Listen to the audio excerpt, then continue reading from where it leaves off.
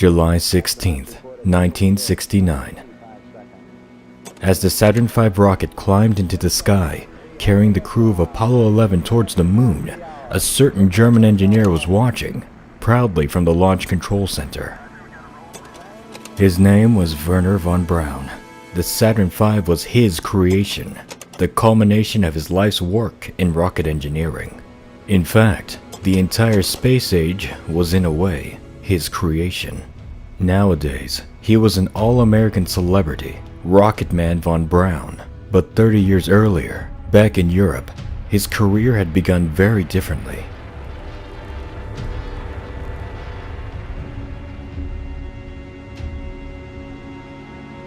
Throughout the ages, people have gazed up at the stars and wondered, what's it like out there?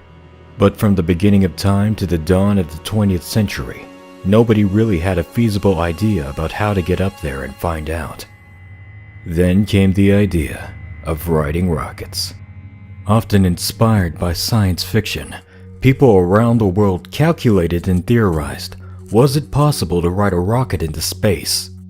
Rockets were nothing new. They had been around as weapons for centuries.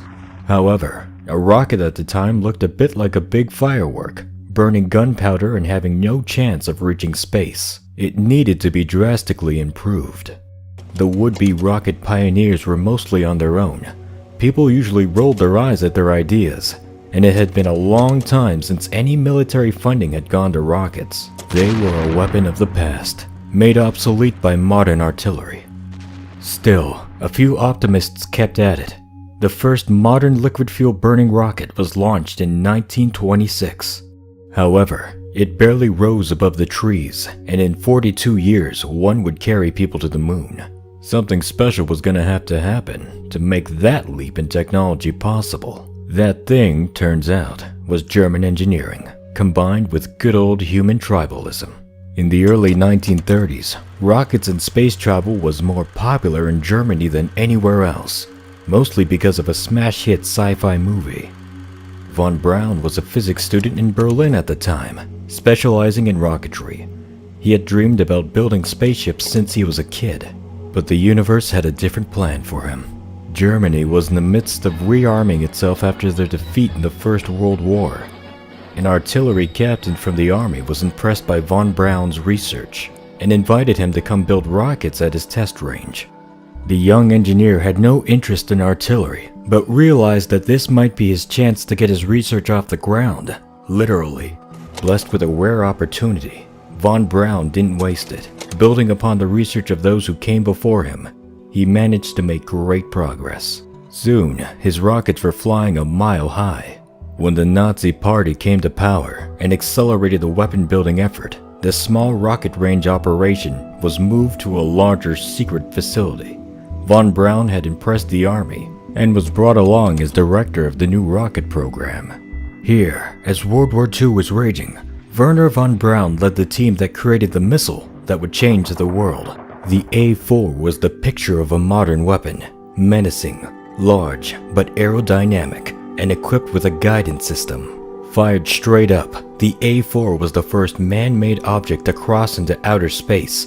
Loaded with the right explosive, it was a terrifying weapon. It descended from the sky faster than the speed of sound, meaning you wouldn't hear it coming until after it had already struck its target, or at least struck something. The A-4's one big flaw was its accuracy, or lack thereof. But Hitler didn't care. He was high on 1,000 drugs. The war was going to hell, and this was surely the Aryan wonder weapon the Valkyries had sent to turn it all around. He ordered the missile be mass-produced, but first, it needed a new, scarier name.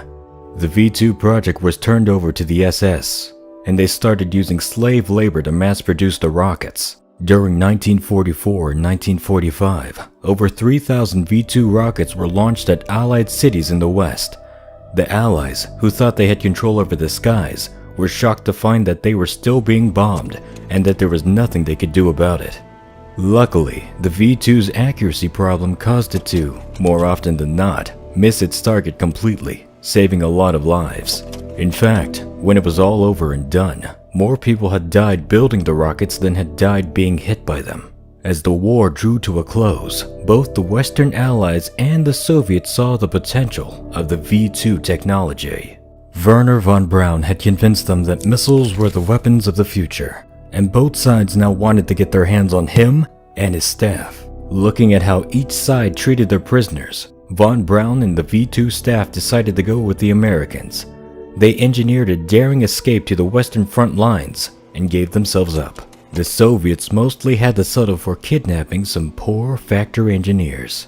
The Germans were shipped to the US and put to work teaching Americans the ins and outs of rocketry. After a few years of that, they were employed by the US Army's Redstone Arsenal to build upon the V-2's design and create a new American rocket.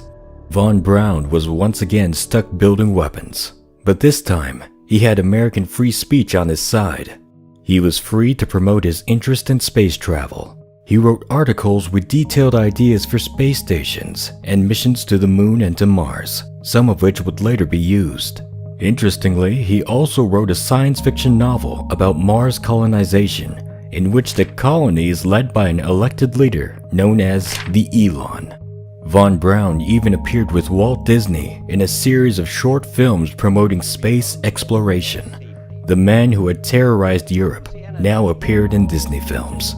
While von Braun was promoting space travel, the Cold War had begun. Despite not catching von Braun, the Soviets had managed to learn from the V-2's design and had built some decent missiles of their own. By now, both sides had nuclear weapons, so naturally, they started mounting them on top of rockets. Having atom bomb-tipped missiles was a good way to project power. But how do you keep reminding the world of your superior rocket technology without looking like a mad warmonger? We're gonna use one of our amazing new rockets to send a satellite into space, said the Americans. We're gonna do that too, said the Russians. And so, Wernher von Braun had accidentally started a race into space. Not that he minded. He proposed that they use one of his Redstone rockets to launch America's first satellite, but he was rejected at first. The Redstone was a known weapon, and to boot, it was built by ex-Nazis. Only after another more peaceful rocket exploded on the launch pad, and after the Soviets had shamelessly used a military missile to launch the satellite first, did the Redstone get the job. Finally, Wernher von Braun was in the space business. When NASA was founded, von Braun was put in charge of the Marshall Space Flight Center. When President Kennedy urged America to put a man on the moon, the Marshall team was tasked with designing the rocket that would carry him there. So while the Redstone was used to launch the first 2 American astronauts into space, Wernher von Braun led the development of the rocket that would become the Saturn V, leading us 9 years later to the launch of Apollo 11, when Neil Armstrong and Buzz Aldrin touched down on the moon 4 days after launch.